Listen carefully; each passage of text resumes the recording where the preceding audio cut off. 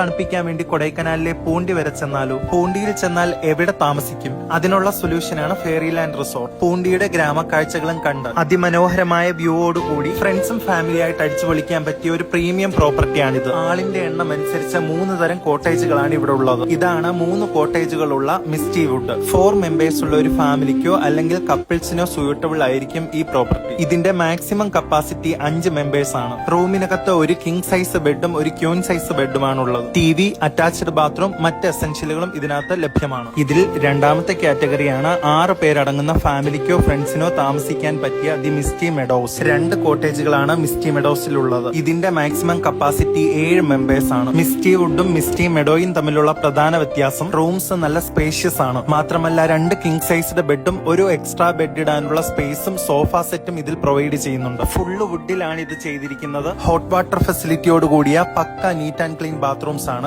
Outer വില്ലേജുകളിലൊക്കെ ഇത്രയും maintained ആയിട്ടുള്ള property കിട്ടുന്നത് തന്നെ വളരെ ഭാഗ്യമാണ്. കോട്ടേജിൽ നിന്ന് നേരെ പുറത്തേക്ക് ഇറങ്ങുമ്പോൾ കാണുന്ന വ്യൂ ആണിത്. കൊടൈക്കനാലിൽ വരുമ്പോൾ ഇതുപോലെ ഔട്ടർ വില്ലേജുകളിലേക്ക് വന്ന് സ്റ്റേ ചെയ്യുന്നത് ഒരു ഡിഫറന്റ് എക്സ്പീരിയൻസ് ആയിരിക്കും. കൊടൈക്കനാലിലെ തന്നെ one of the biggest A frame ആണ് നമ്മൾ ഈ കാണുന്നത്. റസ്റ്റിക് നെസ്റ്റ് എന്നറിയപ്പെടുന്ന ഈ എ ഫ്രെയിമില് മാക്സിമം 15 പേർക്ക് വരെ താമസിക്കാൻ സാധിക്കും. ഇവരുടെ പാക്കേജിലെ കോംപ്ലിമെന്ററി ബ്രേക്ക്ഫാസ്റ്റും ഇൻക്ലൂഡഡ്. റേറ്റ് മറ്റ് ഡീറ്റെയിൽസിനായി കമന്റ് ചെയ്യുക.